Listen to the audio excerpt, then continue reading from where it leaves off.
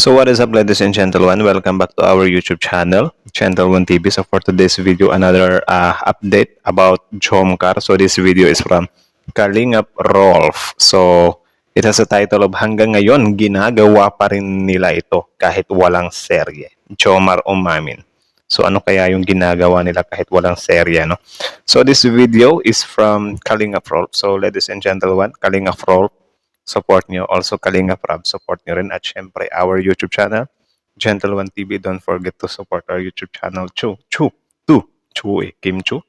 So, yun,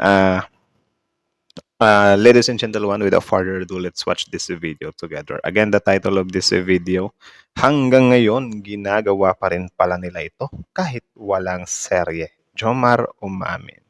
So, what is that?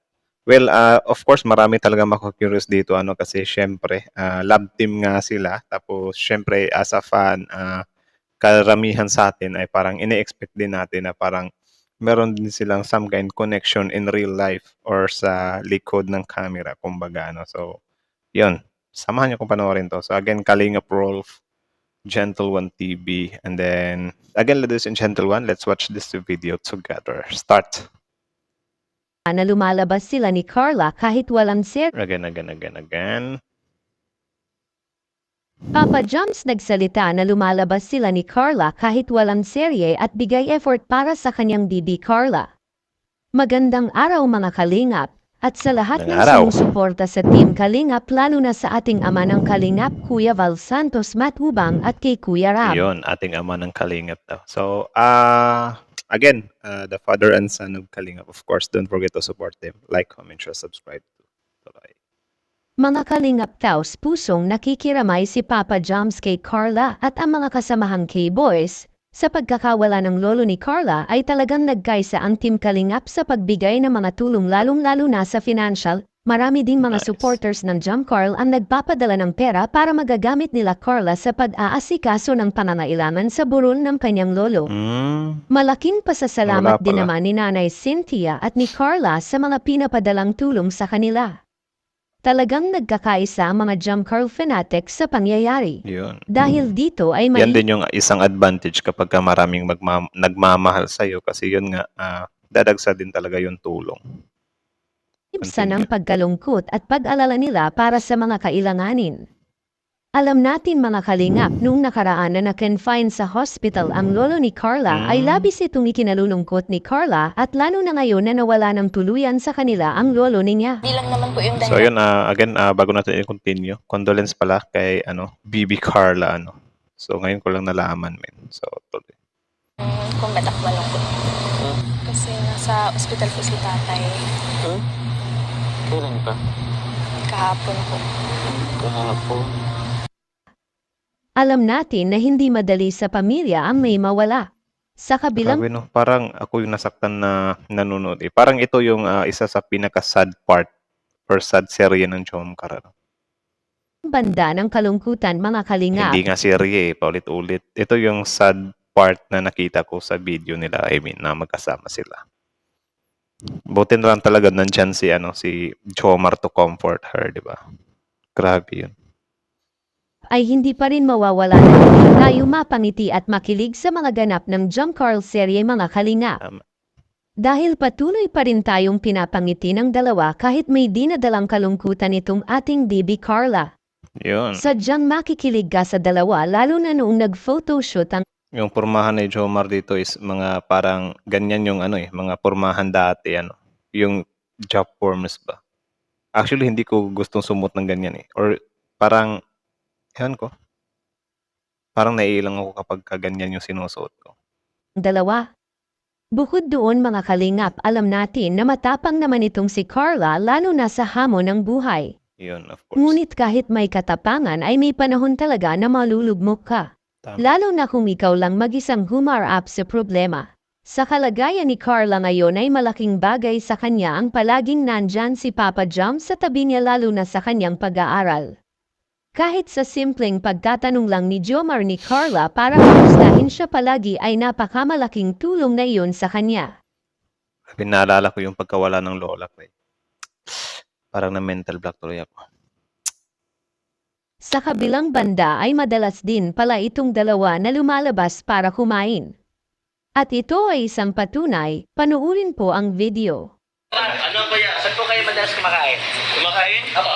Paiba-iba eh. Minsan sa mall, sa karinderya. Minsan sa bahay kuya. Kasi nagluluto na. Oo, nagluluto na. Sa bahay po rin Sa ako. bahay? Kumakain? Ang ingay ng audio eh. Sa bahay ba yung sinabi? Iba-iba eh. Minsan sa mall, sa karinderya. Minsan sa bahay kuya. Kasi Sa bahay ba? Bahay? Kaninong bahay? nagluluto na. Oo, nagluluto na. Sa bahay po rin ako. Ha? Ingay ng audio. Papa James. Namin, apartment. Minsan nasa labas. Hindi ko maano yung ano sinasabi. Ang ingay ng background min. Sa bahay ko yan. Kasi nagluluto na. Oo, nagluluto na. Sa bahay ko rin ako. Ha? Sa bahay ni Papa James. Namin, apartment. Minsan nasa labas. Ano yun? Hindi ko talaga maano eh. Parang Sa bahay ko yan. Kasi nagluluto na. Oo, nagluluto na. Sa bahay ko rin ako. bahay nino. Sa bahay ni Papa James. Namin, apartment. Namin, Papa John. Minsan nasa labas. Okay. Sa bahay nila. So, doon pala minsan kumakain si Carla sa kanila. No? So, nako. Parang mag-on na nga sila talaga. So, alam naman na, nung nakaraan nga, parang tinutukso-tukso pa nga sila ni Kalingap Dan, di ba? So, yun lang naman. This video is from Kalingap Rolf. So, supportahan nyo yan. Original video link in the description box below. Panoorin nyo rin yung mga videos niya, no? At supportahan nyo rin siya. Also, ladies and gentlemen, Kalingap Rob, don't forget to support them too. At syempre, yung YouTube channel natin, Gentle One TV. So, again, that's it, ladies and gentlemen. What can you say about this video? Comment down below and then let's talk about it in the comment section. So, yun, condolence nga din pala kay Bibi Carla, no? So, sobrang sad din yung ano niya, nawalan siya ng lolo. Ako nga parang naalala ko yung pagkawala ng lola ko. Ngayon lang, 2024 talaga. Nawala yung lola ko kasi nakagat siya ng cobra. Like, ang sigla-sigla pa sana nun eh. So, bigla siyang nakagat lang siya ng cobra, no? So, parang yun na lang ata yung time niya. More 80 years plus na yung lola ko, min. Malapit na siyang umabot sana ng 100. Na ano nga ako eh, kasi nung pinost ng pinsan ko, parang sabi niya dun na, tawag dyan, kung mag 100 daw siya, kasi ang 100 years old may binibigay daw na 100,000 pesos eh. Parang i-divide niya daw yun para sa mga anak niya. Ganyan ba? Grabe yung mother instinct niya, or grabe yung pagiging ina niya talaga. I mean, like, biruin mo, gusto mo lang umabot ka ng 100 years old para may maibigay kang ganyang kalaking pera sa mga anak mo, di ba? Like, hati-hatiin nila yung pera niyan. Tapos yun, sa isang iglap,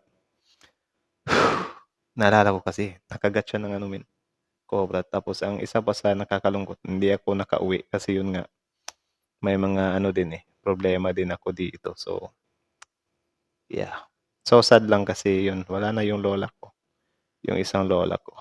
Yung dalawang lolo ko kasi hindi ko na naabutan eh. Sinilang ako, wala na sila. Yung lola ko na lang, isa na lang yung lola na tira ko. So, wala lang, bigla lang ako nalungkot, naalala ko lang kasi parang nararamdaman ko yung sakit na nararamdaman ni Carla. Ang bigat. Parang gustong maiyak eh. So, yun lang naman muna, ladies and gentlemen. Kayo, ano masasabi nyo dito? Comment down below. And then, again, Kalingap Rolf, then Kalingap Rob, Gentle One TV. Out muna ako kasi ang bigat ng, parang naalala ko eh. So, yeah, Gentle One TV is out.